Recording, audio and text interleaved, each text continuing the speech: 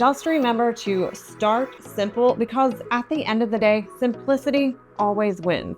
People are always going to want those nice, timeless pictures, and you can do those without every backdrop and every prop under the sun.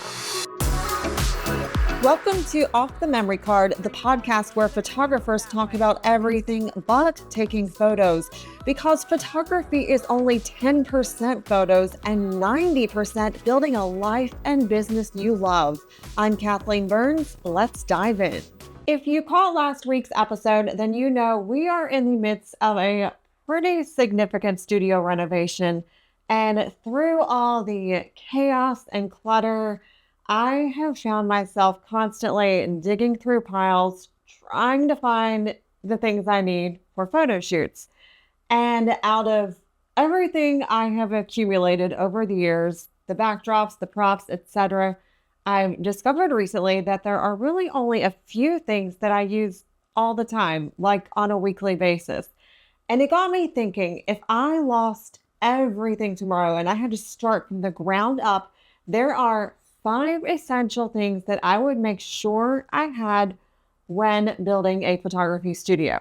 So if you are a photographer who is opening a studio or you plan to open a studio, these are the things I recommend you purchase when you're starting from scratch. All right, number 1 is white seamless paper. Not only is it that clean, classic look, but clients love it. They love having that timeless look to hang photos on the walls at their home. It's not going to clash with any of their decor.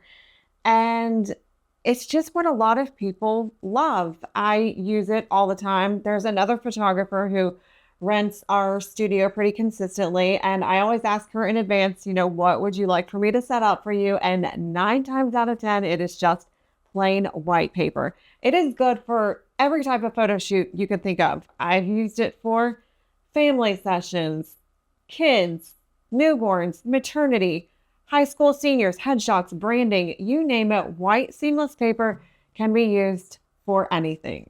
Another great thing about it is if you do have a client who prefers a different color, it's super easy to change via editing.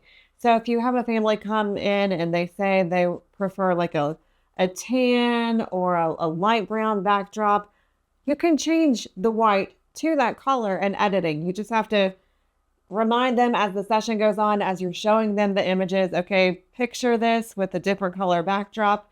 You can even add in texture. There's a lot you can do in really creating a high-end look just from that one setup. So here are a few tips when you go to purchase that white seamless paper. 1, I would suggest having 2 or 3 rolls on hand because you can go through it pretty quickly if you're using it often.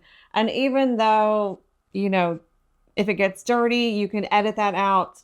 It gets to the point where you just need a clean piece of paper, especially if you're working with young kids or toddlers, and especially if they're doing something like a cake smash, you want a nice clean sheet of paper for them to sit on, especially if there is food involved. Another thing to keep in mind is how large of a roll you're going to need. If you are working with those toddlers or kids, you can get away with a smaller roll, maybe about 4 feet wide.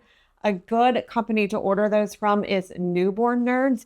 You can get a roll for about $80, and they actually have lots of really fun colors once you decide to start expanding and adding more colors. But again, just start with that white, and it's just really good, high quality.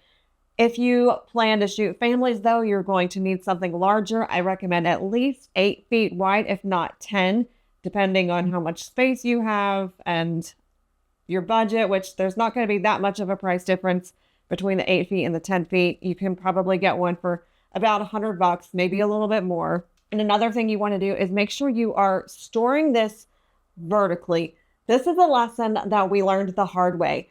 Turns out if you store your seamless paper horizontally, it causes these really weird bumps in the paper when you roll it down, which apparently is caused by humidity. So it can also depend on how much humidity is in your studio, but just to be safe, store them vertically and then hang them up when you're ready. Now, if you are ordering one of these larger rolls, A good company to order from would be Savage or B&H. You can order them from Amazon. Lots of options out there. Basically, any backdrop company as well is probably going to sell this seamless paper, and white is always going to be an option. All right, essential item number 2 when starting a studio from scratch is going to go hand in hand with number 1, and that is a nice, sturdy, durable backdrop stand. There's no point in having that backdrop if you don't have anything to hang it from.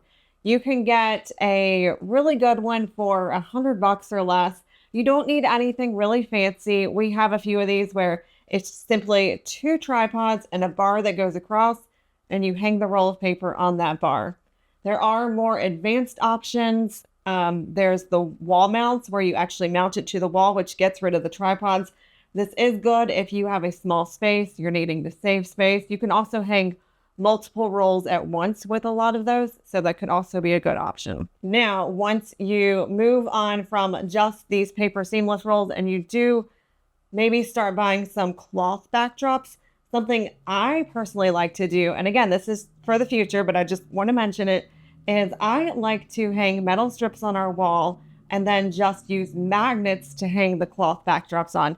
That's another great space saving tip. But for now, just get that white seamless roll and that simple backdrop. You can order this again from any backdrop company as well as Amazon. Very easy to find. Just do a little research first. Check out the reviews. Make sure you're getting a nice, durable piece of equipment. All right, essential item number 3, and this is the most important. You need a good light source.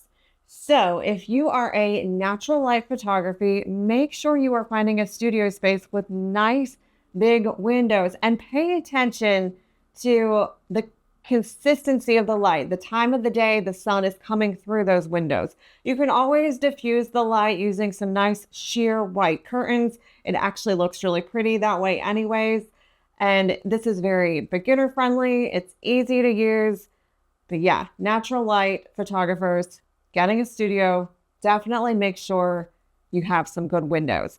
Now, if you are wanting to move beyond that, start working with some lights, some LEDs, flashes, strobes. The next step would probably be a nice continuous light, which would be LED. It could be something as simple as a ring light or an LED panel. And then you can go all the way up to like an LED wall. I have an LED wall that rolls around. It's pretty big.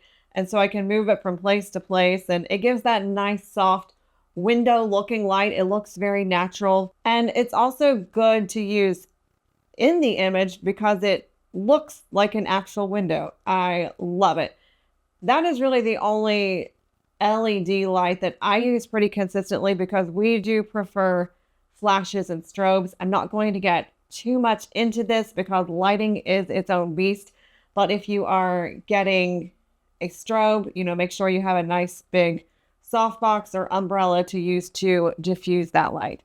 But again, LED lights, also a good option. These are also very good if you are going to create content or do a podcast. Right now, I have a big LED light right beside the camera. So a nice light source is a must for opening a studio.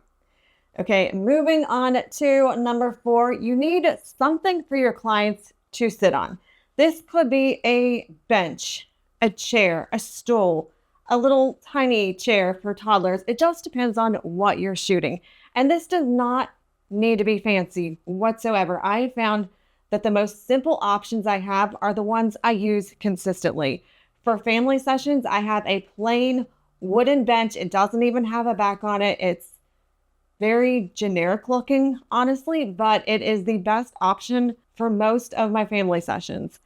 For headshots, when they're not standing, I have a plain stool. I think I got it for like $10 at Walmart that I have people sit on.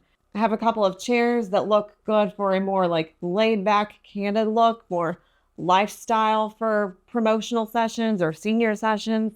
And then I do have a lot of small toddler size chairs, but you don't need a bunch to get started. The one I use the most is just a neutral cream colored little chair that's great for like 1 or 2 year olds. I got it at Hobby Lobby. They still have it. I believe it's $70. it's a great option because it's going to get the toddler's attention. If you put that in the middle of the set, they're probably going to immediately go to it. They like to climb on it, sit on it. It's small, so it's pretty safe. Make sure you have a parent standing close by though, especially if they're really small, just to make sure they don't tumble onto the floor. But just a nice place for families or people to sit. That way they're not necessarily standing for every image. Number 5, and this one is a little interesting, but I've found that I use this so much. Get yourself an artificial plant. I know it sounds crazy, but this is the best way to take an image and make it look more lifestyle. If you are shooting a promotional session for someone and they're in front of that white backdrop and they're sitting on a chair and you want it to not look so sterile, just throw an artificial plant in the corner to the side, and all of a sudden it just gives it a whole new look.